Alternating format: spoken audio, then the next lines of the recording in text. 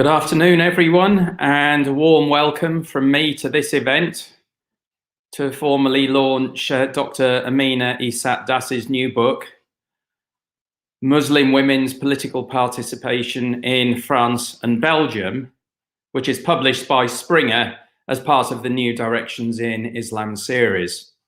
My name's Jonathan Davis, and I'm the director of the De Montfort Centre for Urban Research on Austerity, which I am very pleased is co-hosting this event in partnership with our Stephen Lawrence Research Centre.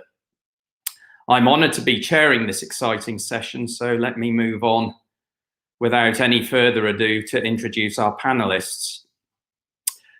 The author, Dr. Amina Isat Das, is lecturer in politics and a member of the Centre for Urban Research on Austerity, where she is co-lead on our racialized inequalities research theme. Her research interests include political participation by Muslims, the study of Muslimness in France, Belgium, and the UK, the study of gendered Islamophobia and countering Islamophobia.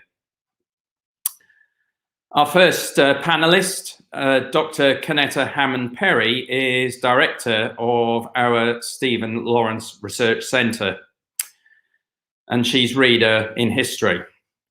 Her research interests include Black British history, transnational race politics, Black women's history, archives of Black Europe, and anti-racist movements for citizenship, recognition and social justice throughout the African diaspora. Our second panelist, Dr. Irene Zempi, is Senior Lecturer in Criminology at Nottingham Trent University, and she's published widely on hate crime and researcher positionality. She's provided written and oral evidence to parliamentary committees and been invited by the Law Commission to provide advice to the review of hate crime legislation in England and Wales. So the format of the session is a panel. So Irene and Kanetta are going to outline their thoughts on the book, after which there will be a three-way discussion with Amina. Then there will be a question and answer session for everybody on the call. The chat is monitored throughout, so please post your questions and comments there throughout the session and after the preceding parts of the event have concluded, and we will aim to wrap up at 7 o'clock. Do keep an eye out on the chat for a discount code, which you will be able to use to buy the book at a highly favourable price. So I'm now going to hand straight over to our panelists, to Irene and to Kanetta, for their opening reflections. Thank you. Shall I make a start? Is that okay? That's great, thank you. I can also confirm that I am the reviewer of the book, and the review will be published in October. As the reviewer of the book, as I highlighted in my review, this book is a very important contribution to the literature of European Muslim political participation, and also voicing Muslim women's experiences in this regard. The aim of the book is to offer a comparative study of the nature of Muslim women's political participation in France and Belgium. Accordingly, the book outlines the principal motivations, the opportunities, as well as the barriers, the obstacles to Muslim women's political participation in France and Belgium. Importantly, the book draws on qualitative interviews with 29 women from France and Belgium who self-identify as Muslim and are active in terms of political participation. So in this respect, the book outlines their experiences, their perceptions of the role of European Islam, political opportunity structures, secularism, and Muslim women's dress in France and Belgium.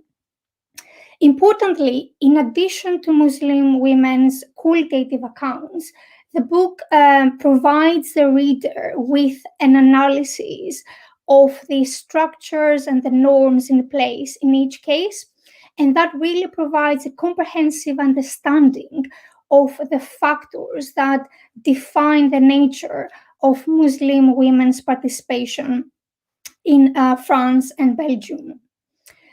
Also relevant to my own work in terms of intersectionality. Throughout the book, Muslim women's intersectionality is central in the discussion.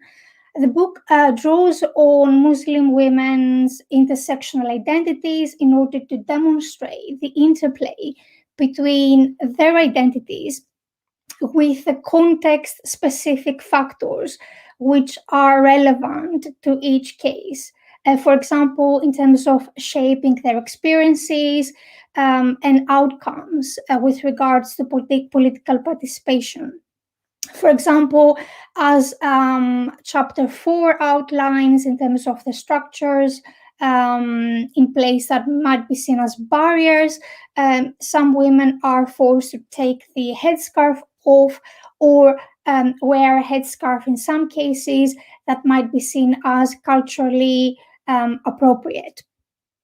As well as examples of gendered Islamophobia, issues like racism, the rise of the far right, and also faith-related barriers and limited resources. These are outlined in chapter 4 specifically with regards to the barriers. Given the lack of research related to Muslim women experiences of political participation in France and Belgium, I think that this is a very, very important contribution to the literature on European Muslim political participation. And also given the book's qualitative focus, as well as the participant-centered approach, the book gives voice to Muslim women who remain invisible as active agents in general, but also specifically to political participation, both at state level and also non-state level. Therefore, the book contributes to a gap in the literature by outlining the views, the experiences of Muslim women relating to political participation, as well as highlighting the specific factors that are in place in terms of structure and norms. And this is quite relevant to my own research in terms of gendered Islamophobia. As I said, specifically chapter 4 and chapter 3, that we have an in-depth analysis of what prevents Muslim women from taking part in politics, but as well as the issues that obstruct their participation. Thank you.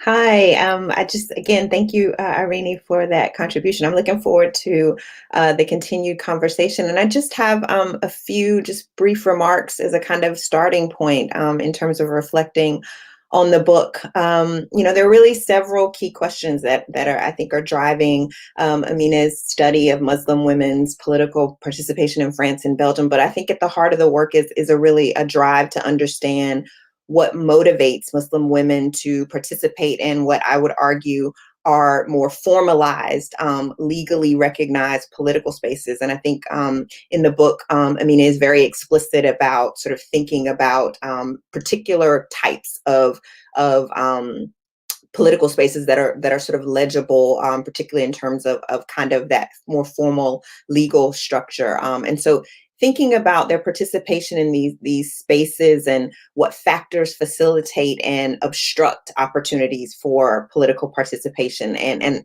I would argue as well to some extent political representation. One of the things that I find really compelling about the book is its comparative approach. And that's one of the things I definitely want to hear more about as we continue the dialogue.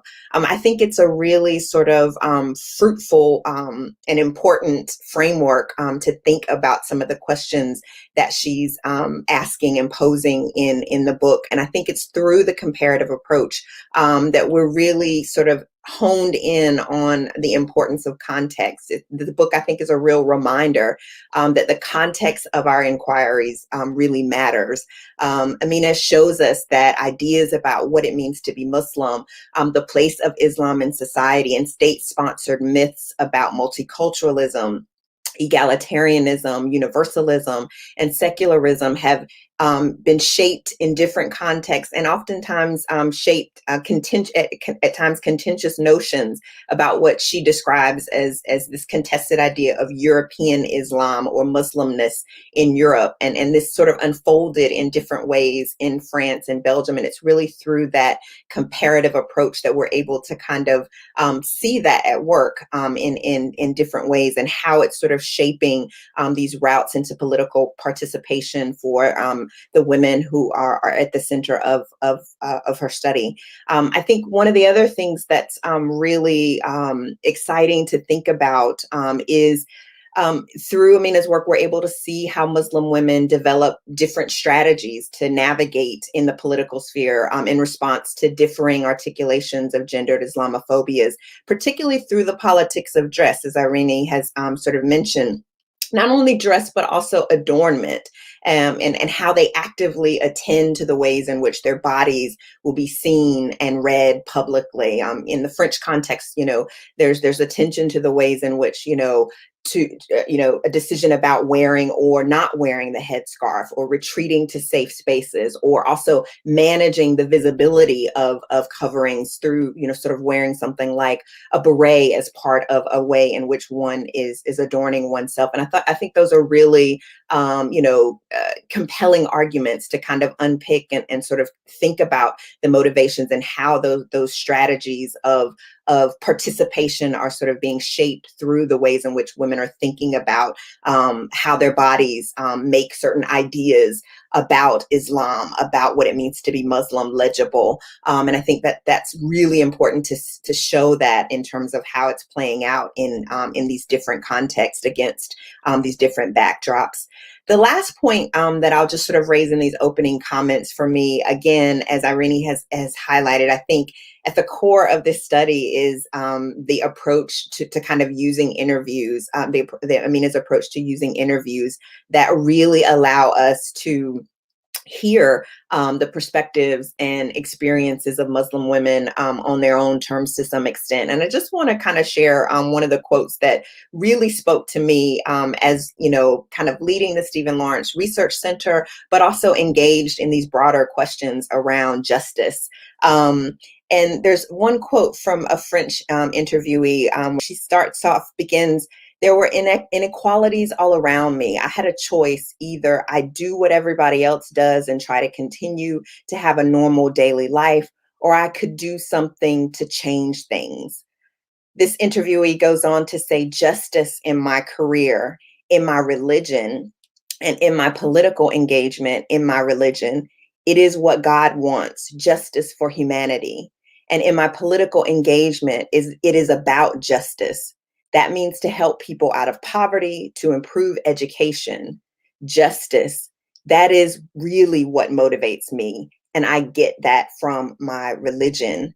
And I think for me, that quote was incredibly powerful and sort of, opened up all of these ways of thinking about sort of how we arrive and the role of religion in sort of shaping our political consciousness and shaping our ideas about what justice is and what it looks like, and then how we sort of navigate and negotiate to try to realize it through different kinds of political organizing or political relationships. And so, again, I think this study unpacks a lot of different ideas. I think it is making a huge contribution to the scholarship. But for me, if I were to sort of land on something that I thought was really opening up a really rich conversation, is this question of thinking about how Muslim women's political participation allows us another layer to get at these different ideas about justice and what we do to try to strive to achieve that. So thank you again, Amina, for a really powerful study, and I'm looking forward to this conversation.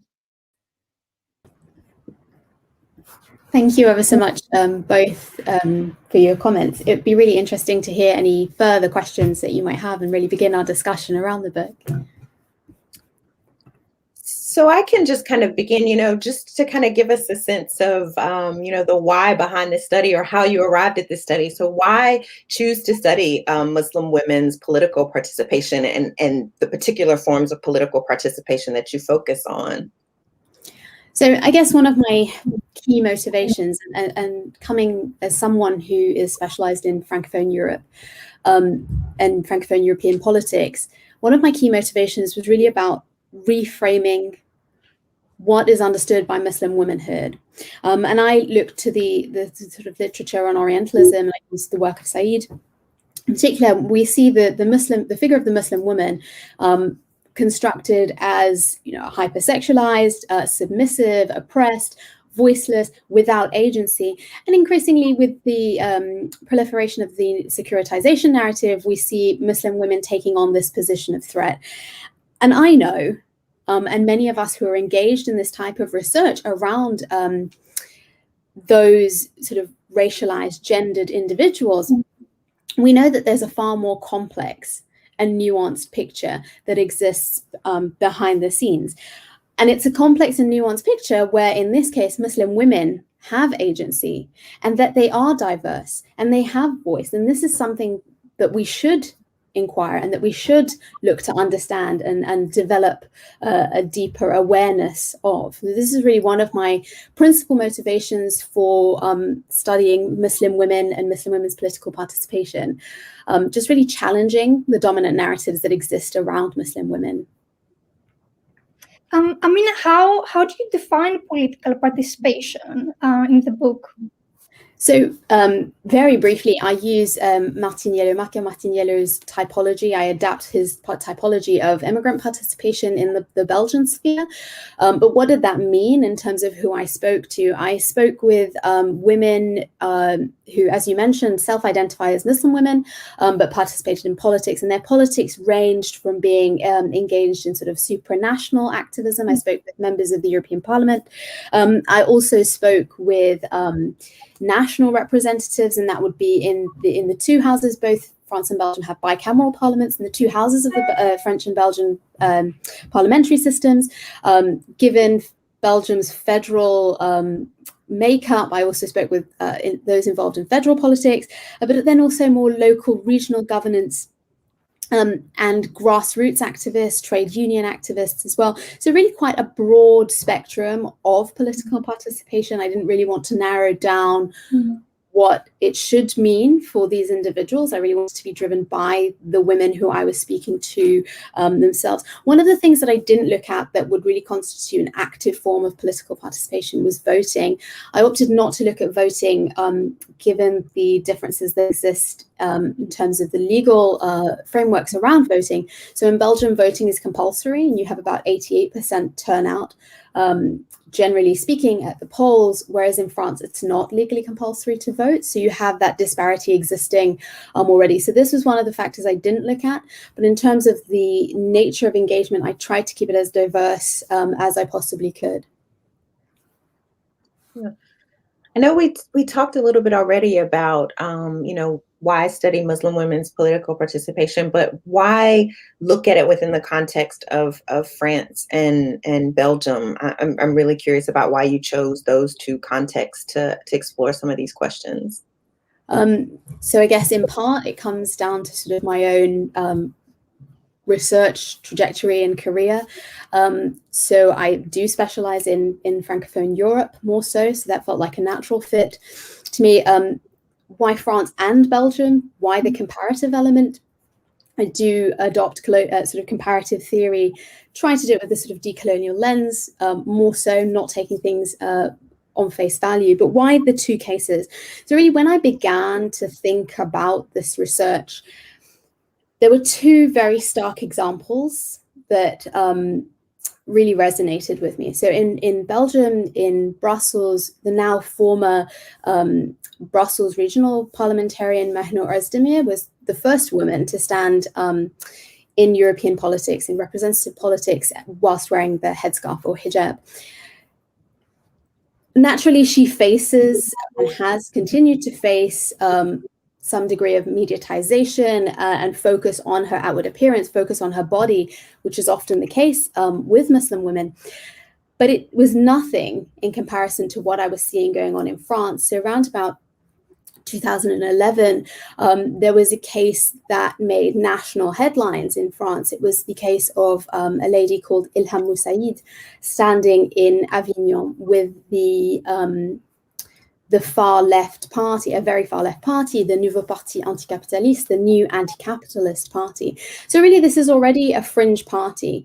It seems unreasonable that we should have a high level of political and media focus on candidates that they field in elections. The factor that drove this national political hysteria and this high level of mediatization was the fact that Moussaïd wore a headscarf. And therefore, this somehow warranted intense scrutiny over her body, her vestimentary practices. And not only that, there were calls for the leader of the party to step in as though somehow there was this sort of paternalistic control that was at play. And I saw these very stark differences. The situation was not great in either case. There were problems in both cases. But comparatively, you had two quite different experiences for Muslim women on the outside going on. So this was really the sort of the anecdotal background of what I was seeing, what I was witnessing at the time. Also looking at the evidence, so a scholar called Abdulkader Sino has done a quantitative review of Muslim political representatives at the national level. And his quantitative review comprises those who are identified as being Muslim political representatives, but it also uses France and Belgium within that larger analysis. So I did a deeper analysis of Sino's data to calculate the proportionality. So at what level per Muslim capita were you getting representation in France and in Belgium?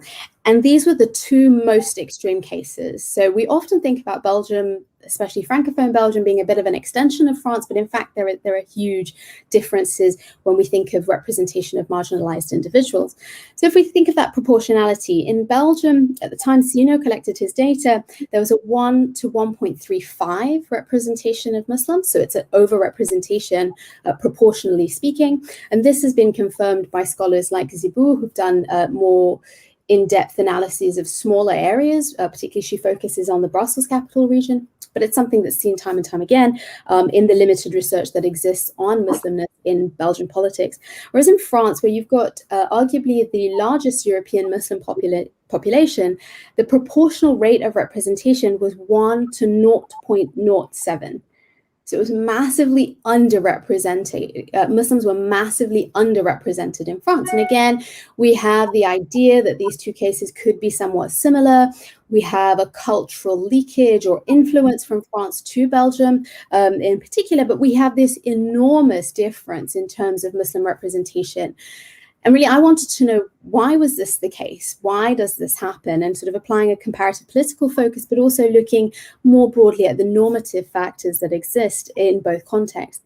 When I probed the data that Sino has gathered even deeper, I found that at the time when he conducted his research, there were 12 Muslim representatives in Belgium. Of those 12, at the time he collected his data, 10 were female.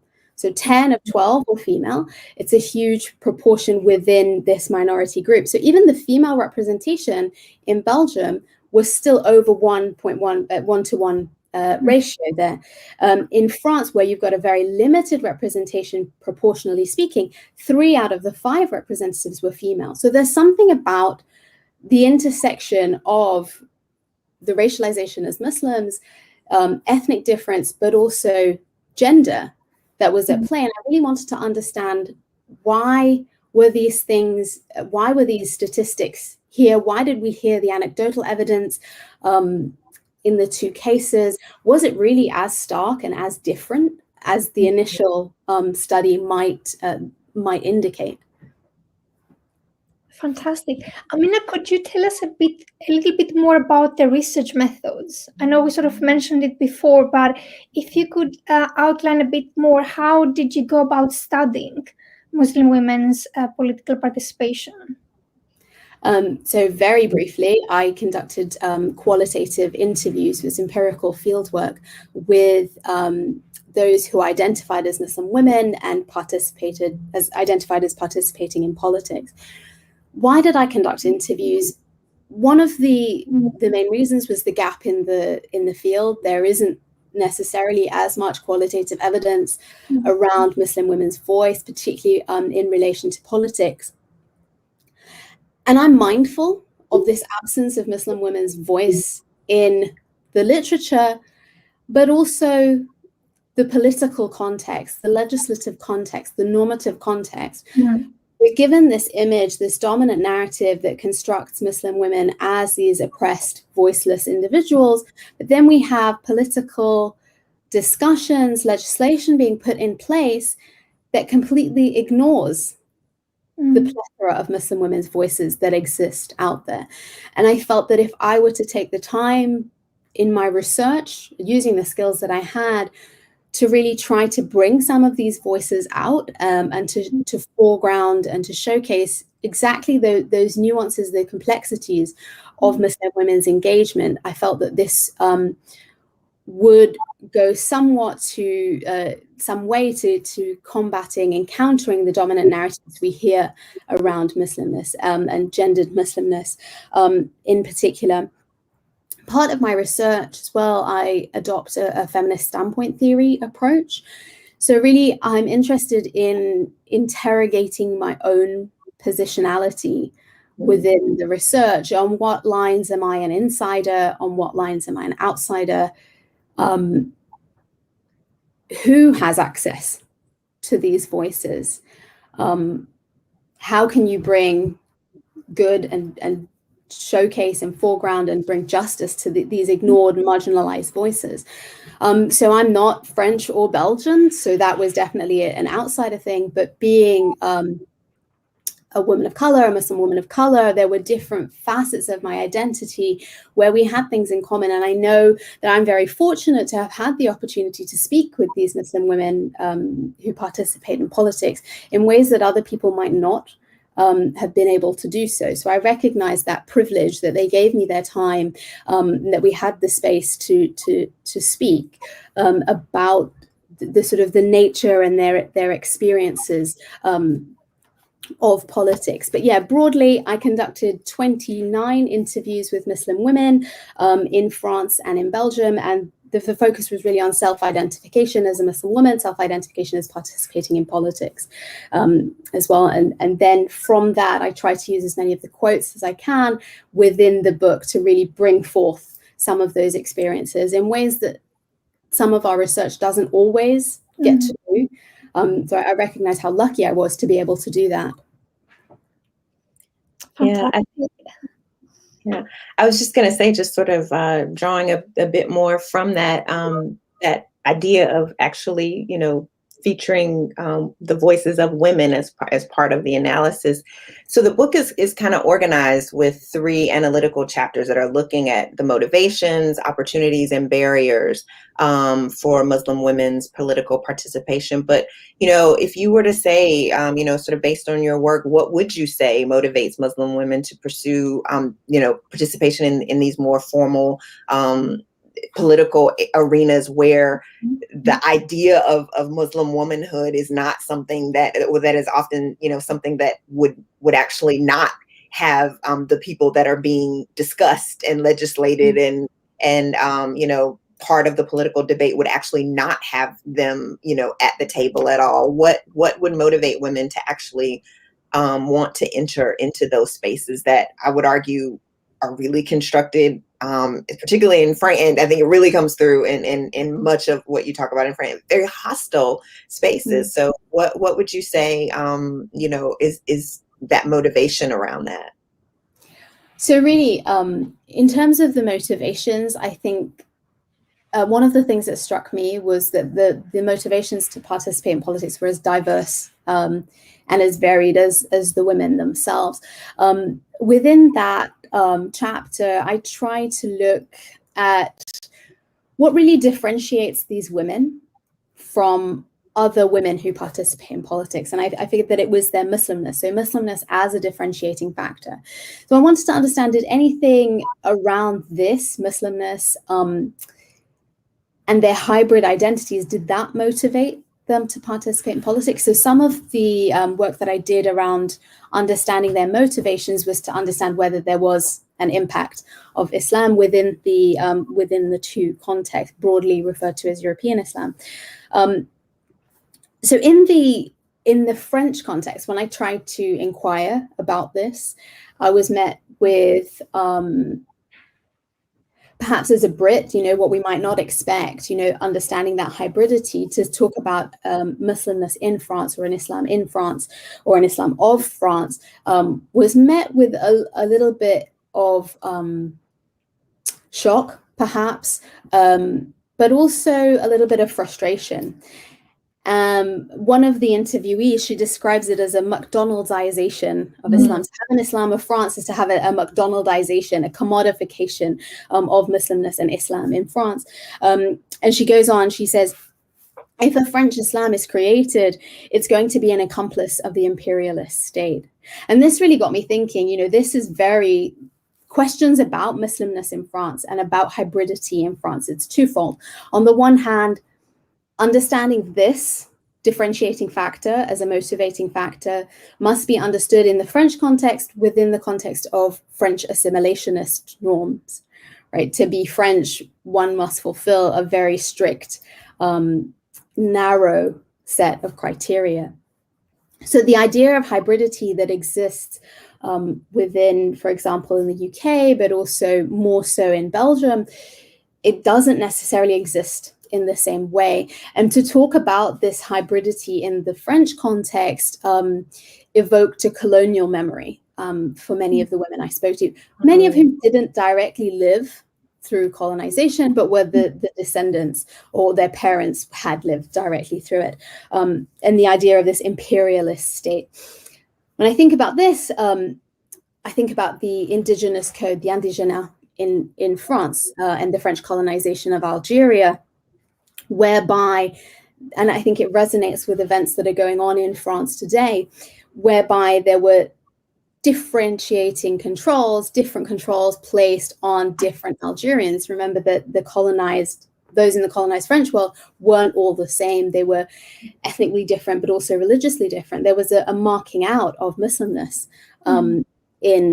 in French colonialism, and it came with things like deveiling ceremonies or following a very strict French version of Islam during the colonial period, but also then taxation of the differing, fluctuating taxation of Muslimness. And I think this is what it evoked for many of the French interviewees. But if I broke it down and tried to understand to what extent being a Muslim motivates participation in French politics, and I think then it was a little bit easier to understand and articulate, to separate out the colonial factor. One of the interviewees says, my political engagement, it's about social justice. And I think this might be from the same interviewee that you picked up on. And she says, that means helping people. And I get that from my religion. And for me, this idea that even within the very constrained assimilationist France, there is a hybrid identity that exists, not only for French Muslim women, but exists for the numerous diverse communities. We might think about the French Sikh community, for example, who've been caught up in some of the collateral of the French cracking down on Muslim women's bodies. So there are these hybrid identities. And the idea that Muslim values or Islamic values could influence participation in French society, French politics. I think for me as well, it contests the notion of and what we're often told about when we hear about Muslimness, the idea of a Judeo-Christian heritage that is very limited and pushes out Muslimness as being part of the European heritage. This is very much part of the European heritage. It shapes Europe, and it shapes Europe in very positive ways. The same interviewee, and I recall we were sitting discussing this, and she said, but if I were to express this, it would essentially be career suicide. She couldn't articulate those different facets of her identity. I guess on that note as well, there was a bit of a skew. So I had more Belgian interviewees than I had French interviewees. And for some individuals who would be recognized as French Muslim women in politics, they did email back saying, I can't identify openly as a French Muslim woman who participates in politics. So it really shows the level of constraint that exists within the French sphere around this potential factor that could motivate the women differently. In Belgium, it was comparatively a lot more straightforward, and I think something that British individuals might identify with. So in Belgium, you have a royal recognition of numerous religious groups, populist religious group. So since 1974, Islam has been recognized in Belgium. There's funding, there's religious education within the Belgian schooling system. Clergy, chaplain, and so on are supported by the state.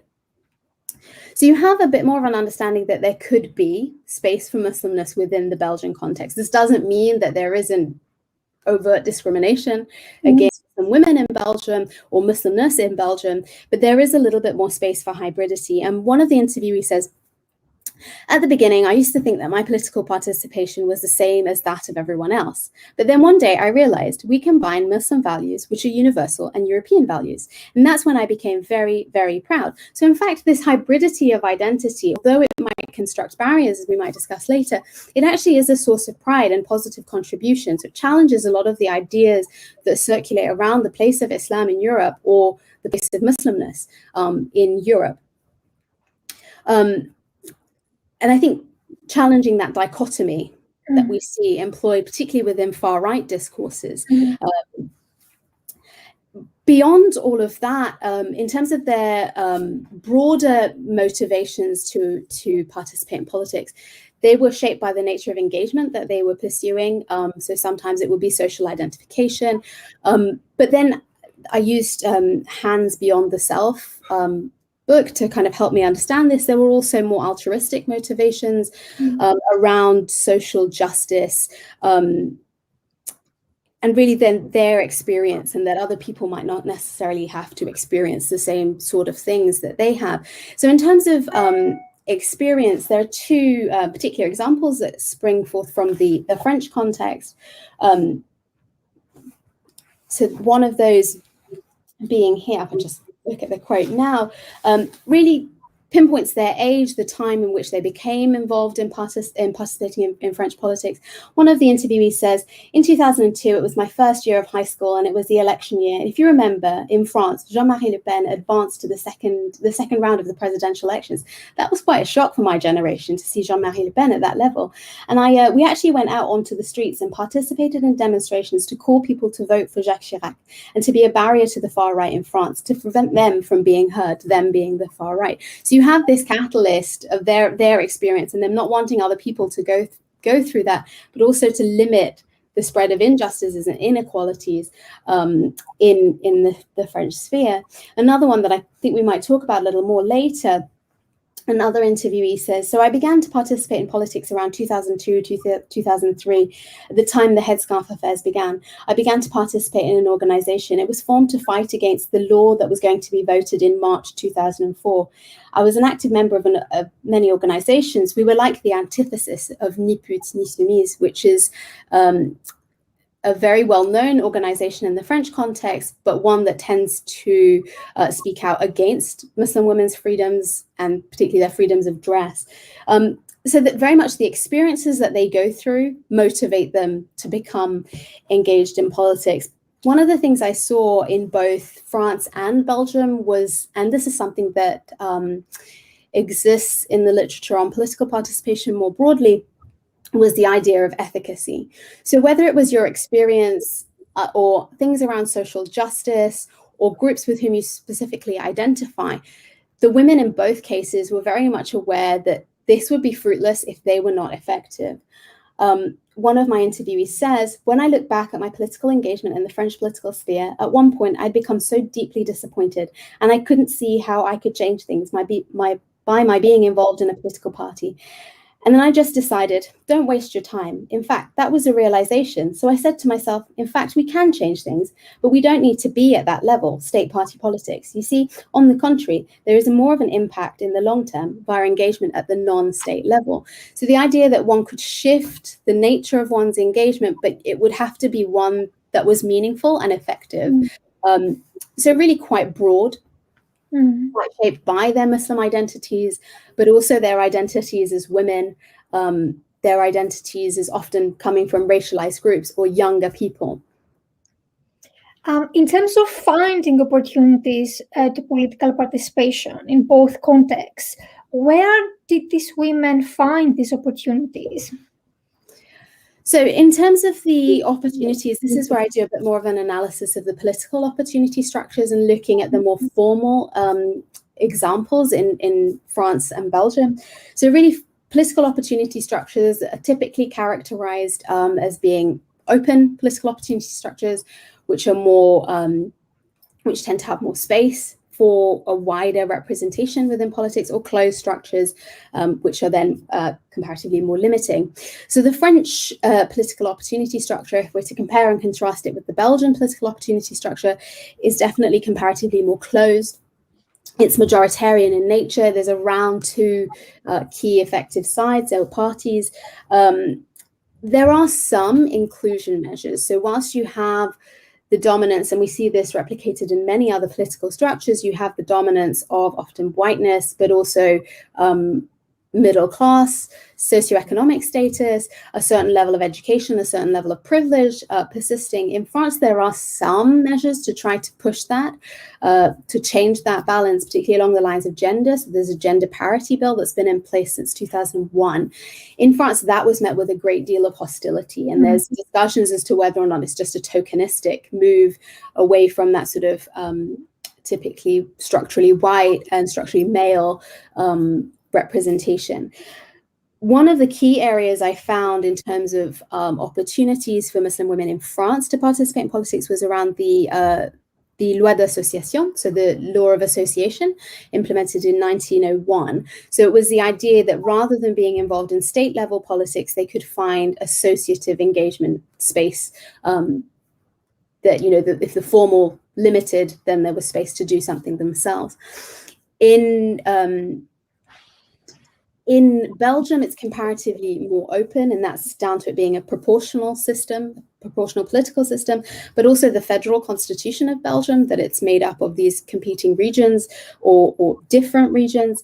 You have gender parity, but that was preceded by a 2/3, 1/3 law, the Smet-Tobak in 94, and then 2002 gender parity. So there wasn't as much hostility to the idea that women should have a seat at the political table to be represented in the sphere. That's comparatively less hostility. And then there's also linguistic coitus that exist in Belgian politics. So there's the idea that there could be someone who speaks a different language to you that has a space within Belgian politics, and that's typically along the lines of the Dutch-speaking Flanders region, the French-speaking Wallonia region, and this very small Germanophone region.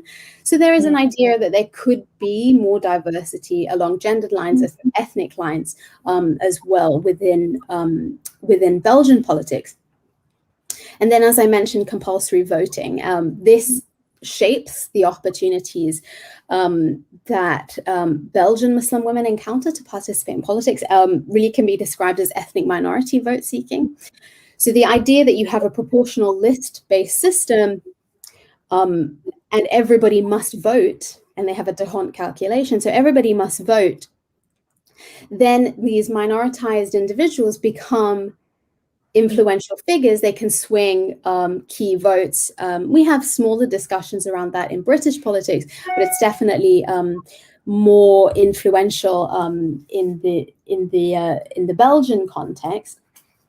And really what this meant is that the women with whom I spoke found that they were being approached by parties to participate in Belgian politics, which is something that we might not typically expect to see within the French case, and maybe also not within the British case. A quote here that really sums that up.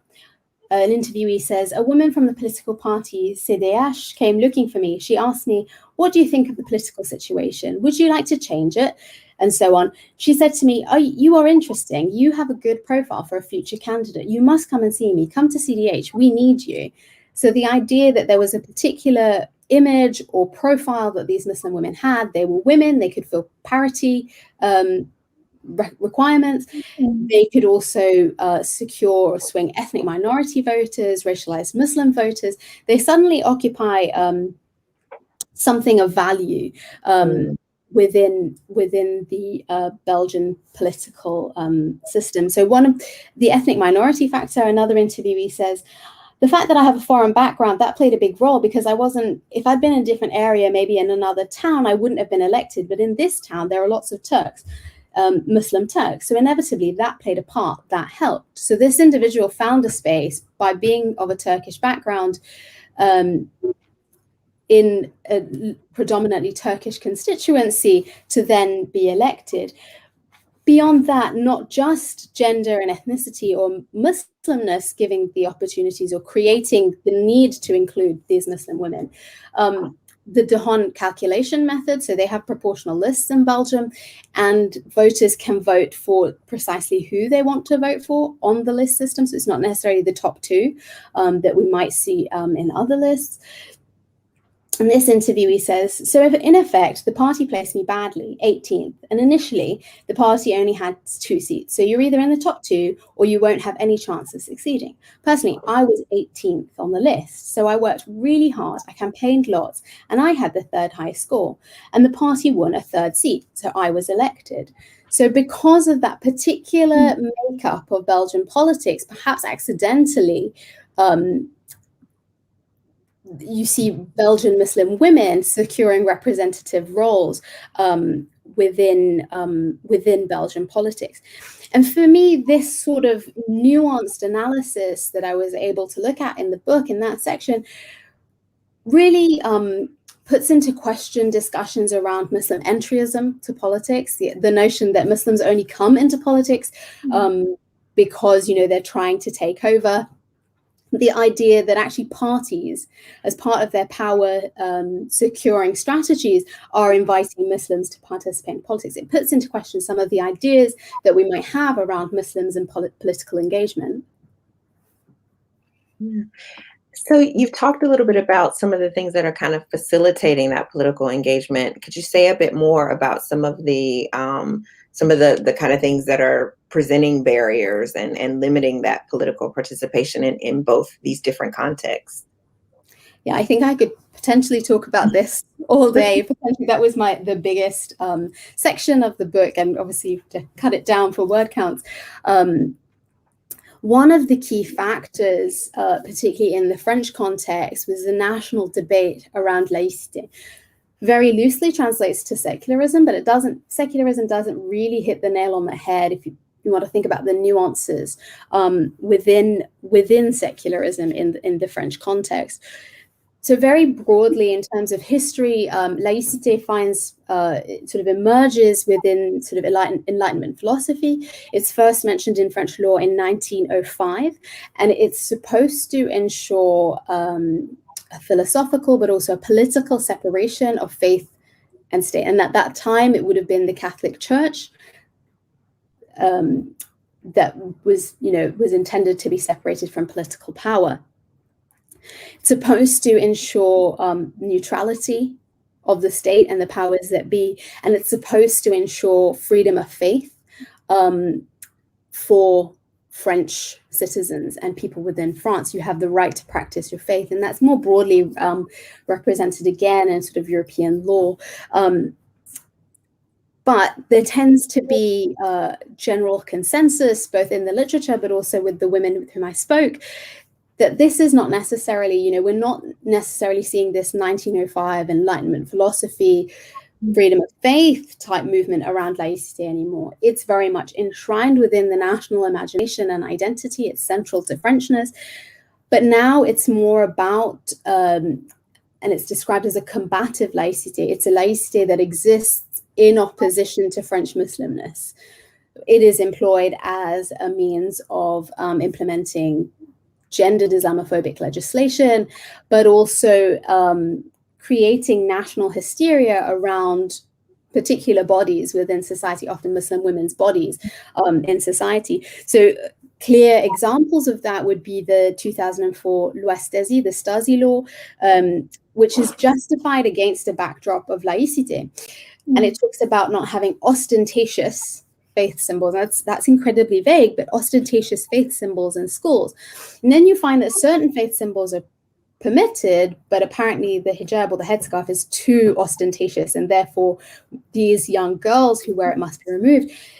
Coincidentally, there is a Sikh population in France, and often baptized Sikhs will wear the turban, and it was almost like these Sikhs were collateral. In all of that, it was like France didn't realize they had a Sikh population, typically residing in Bobigny. But you see the direct targeting of young Muslim girls, the deprivation of not only their present education, but also their abilities to project themselves into the future. If you don't have an education, you can't work, you can't participate in politics, you can't equip your family with certain skills, and so on and so forth. So actually, it's not just a current limitation, it's a much broader limitation of Muslimness in the French future, the French imagination of the future as well. Laicité is evoked in the 2010 Loi Anti-Niqab, the Anti-Niqab law, or the law against concealing one's face. I'm not sure how that law and all that secular debate that circulated around it and debate around security now sits when we all wear medical masks when we go out into public. Is it now still threatening to cover one's face when actually we need to ensure our survival? But that was really centered around laïcité. So in France in 1989, particularly onwards, you have debates around young Muslim girls and what they wear to school. When those debates were really centered on laïcité, then they began to gain traction and legal ground. So laïcité becomes one of the key factors that limits French Muslim women's engagement in politics. So in Belgium, that formally can't exist because constitutionally religions are recognized within the nation, but you have this sort of slippage and influence of the French norms around secularism influencing the Belgian sphere. And I would argue, if we look at recent news from Germany, for example, or Switzerland a few months ago, it's not even just influencing its direct neighbors, it's a much broader global influence that laïcité can exert as sort of setting this barometer. So really around laïcité,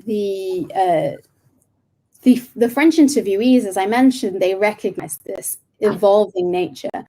One of the interviewees says to change and transform, to being a prohibition of practicing religion. And they're in the process of changing it, they being the state. They're making it devoid of its 1905 origin. So they're very conscious and aware of this change that's existing and the way in which it influences their presence within society. And we see this sort of slippage into the French context. An interviewee says, now here in Belgium, we're really influenced by the debates on French television that are broadcast here. So there are lots of amalgamations made between our secularism and secularism in France. That is wrong on the part of the Belgians. That is wrong because it confuses secular principles in the way it is lived there in France against Muslims. So there's really this idea that it is something that is shifting. It is framed as a sort of a legal done deed, and therefore, contesting it in any way is something that is wrong inherently on the part of these Muslim women. So really within that framework, and if we think about the 2004 law, the headscarf becomes one of these principal barriers. So in the French context, an interviewee says, "For me, it's obvious that Muslim women who wear the headscarf, that's the obstacle. The headscarf has really become a challenge. So I think not wearing the headscarf has helped me." And this individual was able to participate in a much more formal level of French politics. But as you mentioned earlier, Kanetta, these women are able to manage. I think both of you touched on that. They are able to manage and to adapt their visibility in terms of the headscarf and in terms of these debates around laïcité. One interviewee says, "Because of laïcité, when we're in power, we have an obligation to be neutral. For them, that means neutrality of clothing. So I manage it. I don't wear a headscarf. I cover my hair with something like a hat, with a beret, something culturally French." The idea that one could really play with these normative structures around what constitutes French dress or a French body and legislation and the sort of tied up notions of correctness or morality that are within all of that. And I found that to be particularly interesting. But in France, you might expect, perhaps sort of a common sense view, you might expect that the headscarf limits formal politics, so national representation, local representation. But I actually found in France, which was somewhat surprising, it's not only within these formal representative roles where there's often the salary attached and so on. It actually it shapes French associative politics. So the idea that even if you're doing something voluntarily, you're doing it for free, you're giving up your time to act on these principles of justice and change and equality. These French women still face barriers. An interviewee says, in the associations in which I participate, there are Muslims and non-Muslims who address the question of Islam and Islamophobia, but it depends on the organization. There's an organization that clearly states they don't accept Muslim women who wear the headscarf. So the idea that even if you're giving your time for nothing, it can still be a problem. Your body can still be a problem. This shows the way in which I think laïcité is so deeply entrenched within French society.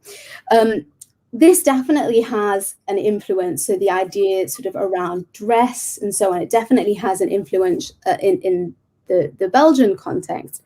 But I think it depended on the region. So Muslim women's dress is more or less influential depending on the Belgian region.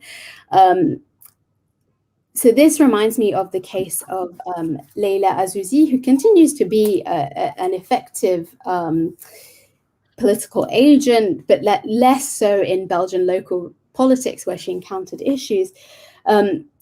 And this interviewee sums it up quite nicely. She says, "We have two examples here in Belgium. We have a woman who wears the headscarf. Her presence is heavily mediatized, and she was elected with the CDH to the parliament. She adopted the headscarf. I mean, she wore the headscarf since she was elected. And then we have one woman who was active at the municipal level in Verviers.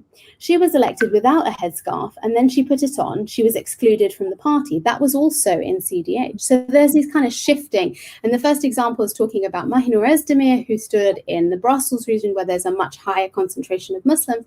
And then you have these more peripheral regions like Verviers, where there can be this sort of playing with an exclusion of Muslim women in politics. So dress is definitely a huge factor. It's comparatively more influential in the French context, but that influence has traction, and it almost sets that barometer in Belgium, but potentially globally, I would argue. Then you find perhaps the more well-researched or well-understood barriers that racialized and marginalized individuals encounter, and that could be around their ethnic difference, but also their gender. And I also found that this was still more marked in the French context, and that the French context adopts these sort of more broader global narratives, particularly this example around sort of the securitization of Muslims and the amalgamations with terror. This interviewee says, one day in Ramadan, I was fasting. I was in the Senate and there was a public meeting and I wanted to speak. One of my friends was there and I said to him, can I speak before or after you? That way I could have time to have a coffee at 6 o'clock. I remember the exact details. He said to me, why? I said, it's Ramadan and at 6 p.m. I need to break the fast. So I can either go before you or after you. He said to me, I didn't know you were an Islamist. I said, so what? I'm fasting in Ramadan. That doesn't mean I'm an Islamist. So this idea that even these Muslim women who find space, who are not constrained by their dress, still encounter these narratives around Muslimness and these amalgamations with threat that we might not necessarily expect to see. But I think it shows the normalization of all of this in French politics in particular. One interviewee says regarding the sort of ethnic difference, gender difference, she says, to exist in the French political sphere, you must be French without your personal particularisms and therefore negate all the complexities of French identity. What's more, and it makes me a little bit mad, is that those who physically represent the complexity of French identity aren't allowed to show it. On the contrary, one must be more royal than the king. So it's this really limited, constrained idea and space that influences French Muslim women and the barriers to participation that they might encounter. As I mentioned before, in the Belgian context, you have these opportunity structures whereby Belgian Muslim women become potentially useful as a means of securing power. In terms of a barrier for Belgian Muslim women, the fear of instrumentalization really shaped some of the limitations to their political engagement. As this interviewee says, there are lots of political parties who invite me, who wear the headscarf to their party, who invite me to represent the party. They allow these women to stand as candidates, but when it comes time for her to take on her political responsibilities, to serve in post, they say yes, but without the hijab. So you kind of see the sort of barriers that they're facing, that yes, they're useful, but in fact, the risk of instrumentalization shapes and limits their engagement. I think on the whole, I found that there were sort of numerous and intersecting barriers experienced by Muslim women stemming from their hybrid identities. I know you touched upon the legal context, which I refer to as institutional Islamophobia in my work. Could you talk a little bit more about this context? For example, girls under the age of 18 being banned from wearing the headscarf. Also, mothers are not being allowed to wear the headscarf when they take their children to school. So what are your thoughts on that? Yeah, so that I think that refers to some of the more recent developments in France that follow the publication of the book. So in recent months, we've seen Macron, his party, calling for a separatism bill, so around controlling the practice of Islam and Muslimness in France. That takes us almost full circle back to the sorts of discussions we were having earlier. Some of the more obvious and gender forms we're seeing are around the control of Muslim women's bodies, particularly young Muslim women's bodies or Muslim mothers. Around the sort of the separatist bill, I think this feeds into key debates.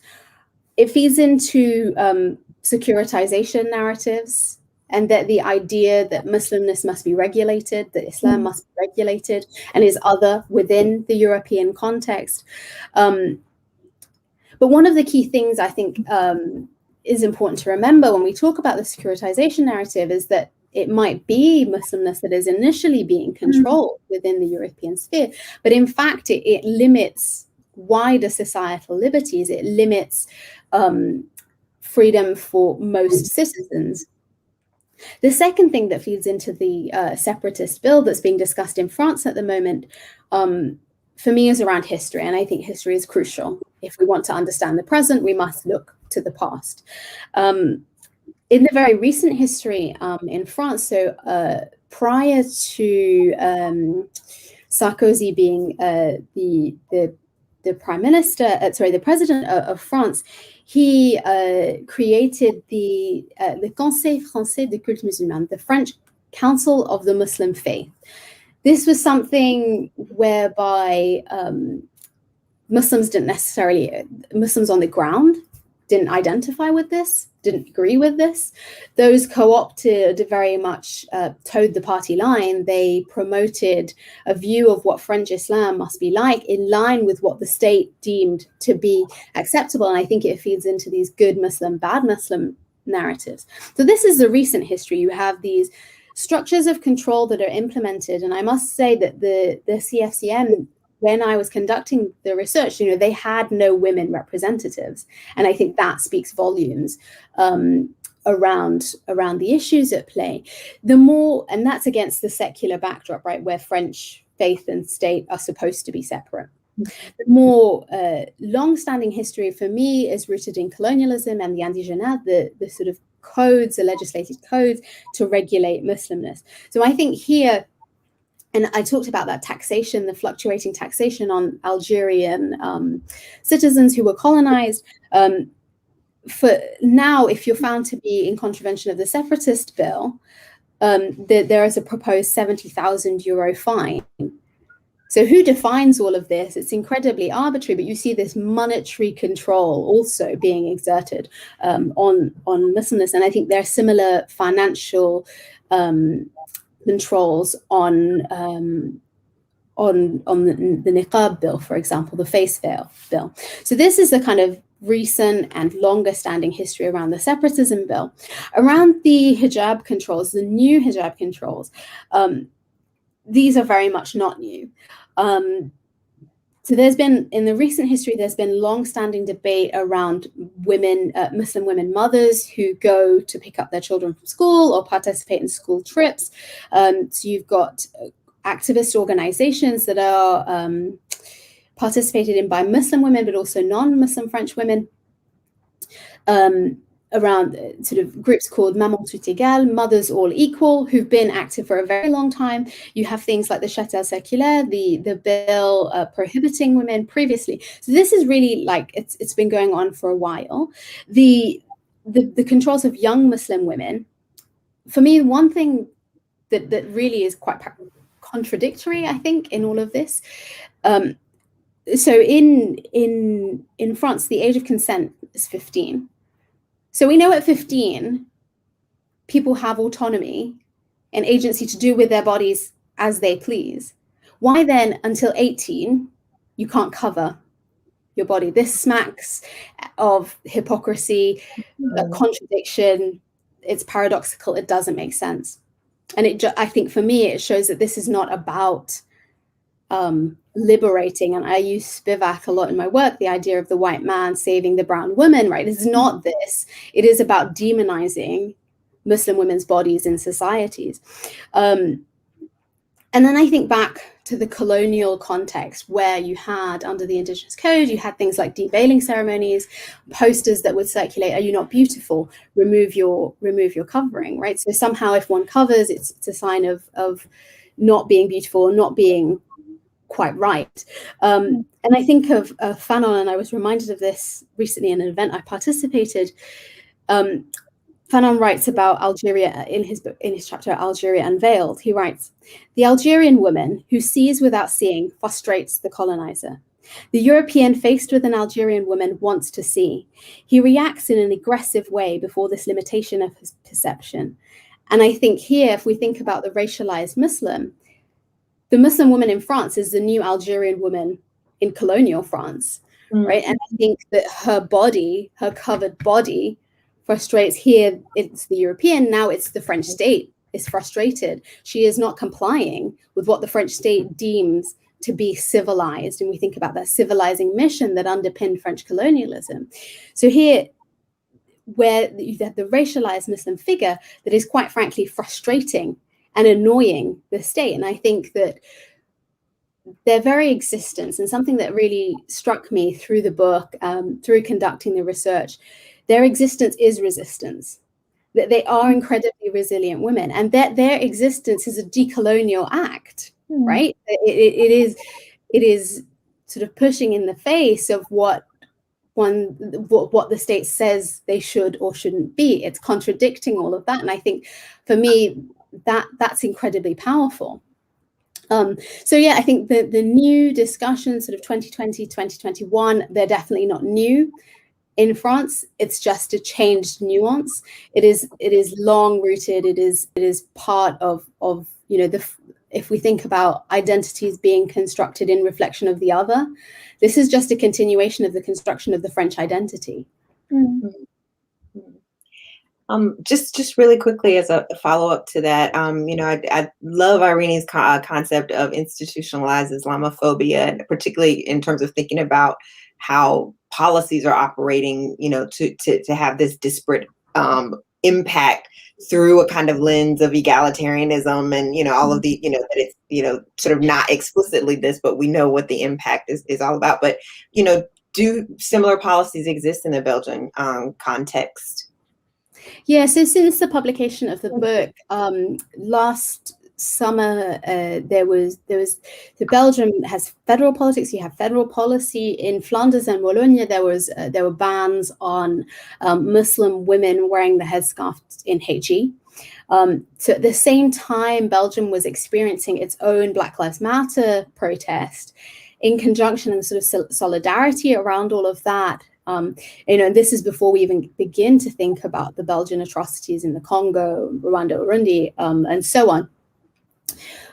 There was also contestation of controlling Muslim women's bodies in the Belgian context.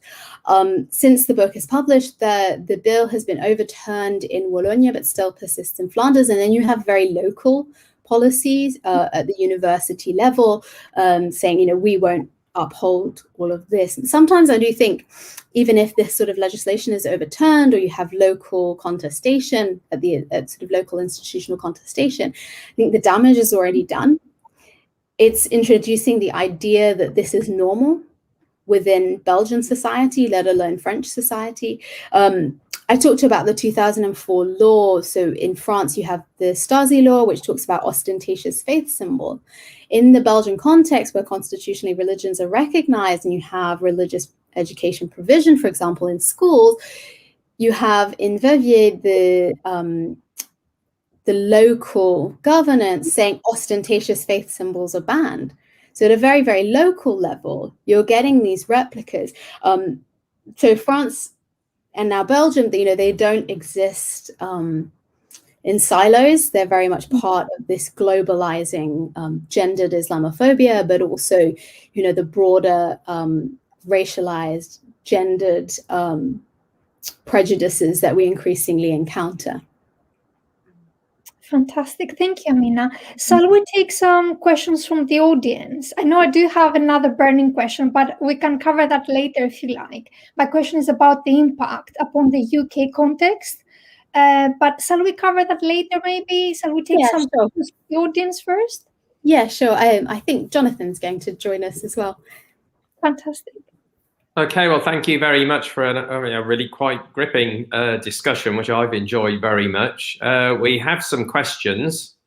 A first question from Sally, which is for Amina. Can you tell us more about how you define political participation in your research? For example, did you come across different types of participation that Muslim women undertake, depending on the context of their everyday lives? Yeah, thank you, Sally, for your question. So I tried to keep the definition of participation quite broad. I used some of Marco Martiniello's work, which originates from the Belgian context. But really, I tried to ask the women what they were doing. And I found that contextually driven factor, not only within the context, the comparative context of France and Belgium were important, but the different contexts of their own lives. So you'd have women, for example, I spoke with an MEP who was obviously very active in her role as an MEP, but still found time to participate in anti-racist marches, very much at the grassroots level, and was a key player there. Quite formidable how she found the time to do all of that sort of stuff. But yeah, the context definitely shapes the nature of engagement that they pursue. And I tried to leave it quite broad to the women, but it was more about this sort of more, on the one hand, formal structures, and then grassroots associative, which is enshrined within both the French and Belgian context. You know, you have the space within the legal frameworks there for associative engagement, and not forgetting trade unions as well. So colleagues, don't be shy. Please do write your comments and questions in the chat. We've still got a good bit of time left. So another question from Sally. Can you tell us more about how you define political participation in your research? Did you come across different types of participation that Muslim women undertook depending on the challenging context of their everyday lives? Did we answer that question? Sorry. Did we answer that question? Or yeah, I'll pause there and then come back to the end of that question, which is another question. Yeah, so I think my answer to that would be the context was hugely important. And I think that's very much reflective of the diversity of who we all are, right? And I think that what we do and our activism and our engagement, but also the very personal structures of our life are driven by our diversity. I think that's also important to recognize Muslimness as being diverse, right? We're always told of this sort of monster Muslim monolith that's kind of lacks any heterogeneity. And I think that even looking at participation, there was incredible heterogeneity, and that context is important. Okay, there's a few more starting to appear. Could you give an example of how the Muslim women you interviewed used agency to deal with challenging political structures? Yeah, so I think their agency was key, I think, even in their pursuing politics. To be active and involved in politics, you know, you've got to have that sort of sense of agency, but also something that you intend to pursue. And I think that maybe Kenetta and Irene can talk more about this in their work with racialized individuals. Their agency comes through, right? It's not, I think, maybe within the context of politics, but also everyday life. It's something that's there. Yeah, I mean, I was really just sort of struck by your comment about when you were sort of talking about one's existence actually being a political act in and of itself, because it's literally itself resisting a narrative that the state is trying to tell about itself, and the nation is, and sort of a kind of rendering of history as well, I would argue. And I think that's a sort of really compelling way to think about the different layers through which we have to kind of frame what we mean by the political sphere, and what politics looks like, and how it's practiced and enacted. And I think, you know, the idea of having an awareness of the ways in which your body, your presence interrupts, you know, what certain spaces are trying to do or are constructed to do.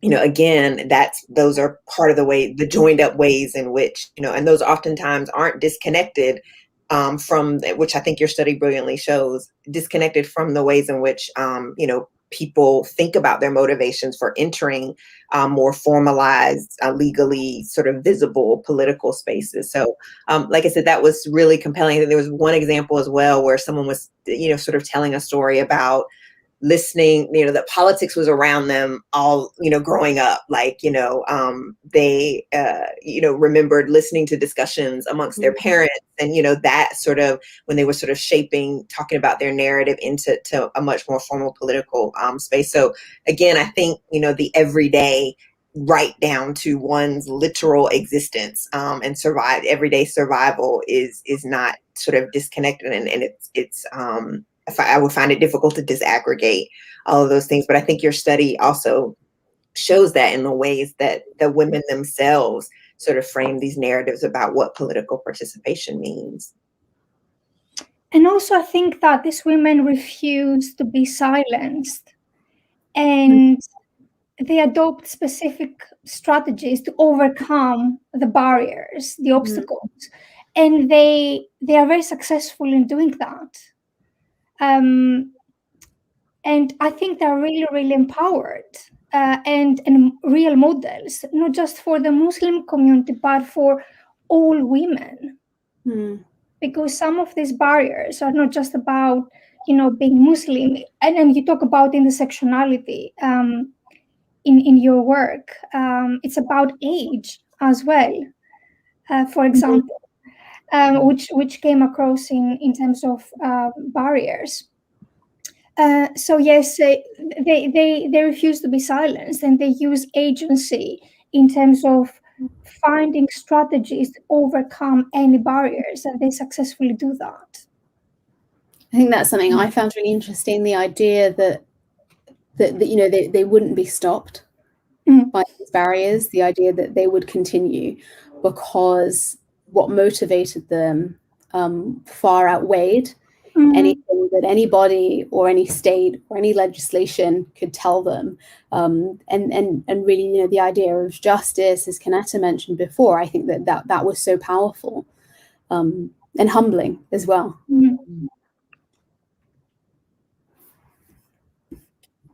So we have a question from James Evans here, who's saying, you mentioned Dr. Said's work. I don't know if are we talking about Edward here? Where does that come in?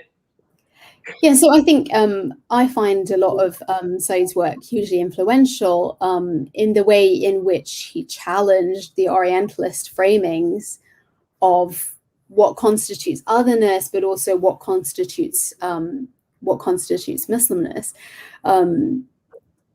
Yeah, so I think the way in which he describes, and particularly in my work, the way in which he talks about the figure of the Muslim woman, but also the figure of the Muslim man, is important because we see Muslim women fitting into this dominant narrative of the suppressed, oppressed, controlled, but then also the sort of hypersexualized one who must be seen.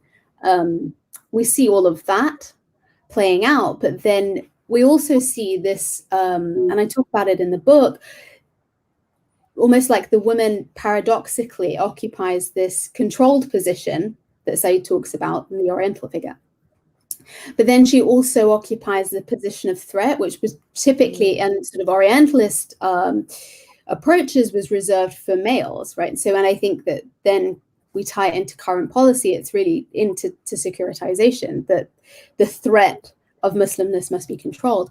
In the book, I talk about Fadila Amara's work, and she talks about soldiers of green fascism. So these women could either be controlled or brainwashed, or they could be, and the third category she talks about is this soldiers of green fascism, and they're taking on what Said describes as typically being the barbarian Oriental male figure.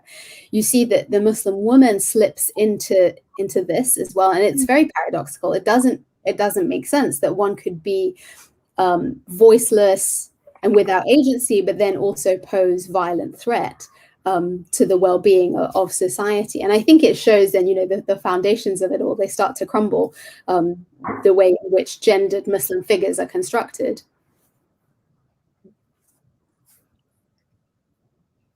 I think we have one for just scrolling through the chat. I think we have a one further question, which David will post when I read it out, which is, how much do you think the suppression of Muslimness relates to the suppression of women in general through dominant political structures in France? Absolutely. I think that it's very much entwined within what I would argue is a broader culture of misogyny that exists within politics, and French politics is no exception to all of this. So if we think about the parity legislation, and people like Murray have written extensively on this, the way in which, the hostility with which it was received, the idea that on the small list-based elections in France, that there should be 50% women. included. Why? I'm not sure why that should be met. No, I am sure, and I do understand why in the French context that's met with hostility.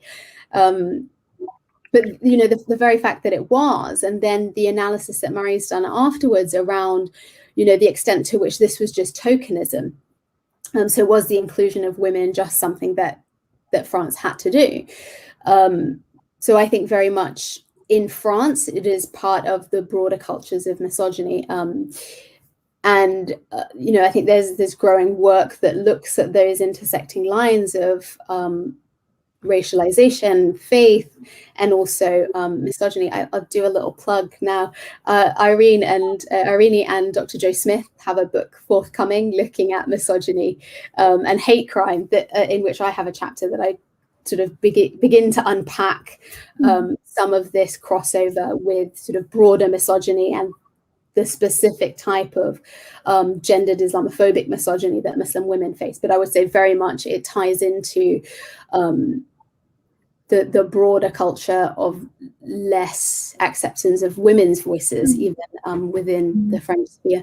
There's a book by Raylene Ramsey, whereby she looks at French politics, but I think we could apply it more broadly. For women to survive in French politics, according to Ramsey, you must either be the Iron Woman, and we might think of people like Thatcher in that context, or you must have legacy. And I think Le Pen, the Le Pen dynasty kind of shows this, that, Le Pen Jr.'s political credibility comes from her father, maybe, if you take Ramsey's approach. And then the final category is that this sort of hypersexualized figure, people like Ségolène Royal in the French context, where, she was a very credible political figure. The length of her dress or the size of her heels was still the focus in French politics. So very much, I think, the experiences of Muslim women tie into this broader culture of misogyny in politics. Yeah, I was just going to ask over, I know we were sort of pressed for time, but I thought that was a really interesting point. It made me think about Moya Bailey's work on misogynoir and the need to kind of have a very specific way to conceptualize the particular forms of misogyny that are sort of directed at and experienced by Muslim women. So I'm just telling you all, I think we need some conceptual language to kind of get at that, because I do find Moya's term really useful to kind of differentiate a bit more, that it's not just a reflection of a kind of general misogyny, that it's experienced and articulated in very specific ways. And so I think what you're saying is really useful in kind of, laying out that there is something. I mean, obviously it's not universally, in terms of all Muslim women, but sort of trying to find another layer to not just sort of label it as a kind of, this is just another form of kind of misogyny that's experienced by women in society, or a gendered form of violence or oppression in society. Absolutely. And I think Moya Bailey's work is really interesting. This isn't something I necessarily looked at in the book, but I'm very conscious of more broadly in the field, right? Misogynoir also applies to the experiences of Black Muslim women that we don't even necessarily think about. So then there's it's sort of these intersecting misogynies that exist. And I think, having the discussion and consideration of all of those is helpful.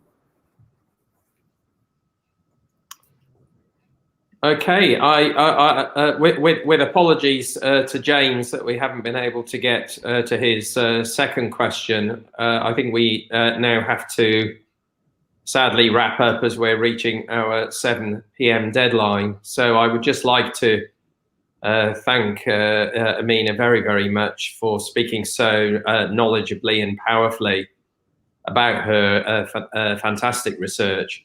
It's clear that the book is a vital contribution to the work of empowerment that it also, at the same time, discloses. And thank you also very much to our panelists, Irene and Kaneta, for their very astute and stimulating contributions. It just remains for me to draw colleagues' attention once more to the discount code, so you can pick that up and order the book. at a better price for, I think, a week or two. So do go ahead and do that. Buy Amina's book, and also note the links to future events that are being organised by Cura and the Stephen Lawrence Research Centre over the coming weeks. So thank you to everybody who we've not been able to see because of the format on the call, and for engaging with the discussion. We look forward to welcoming you again to another discussion in the very near future. Goodbye for now. Bye, everyone. Bye. Thank you.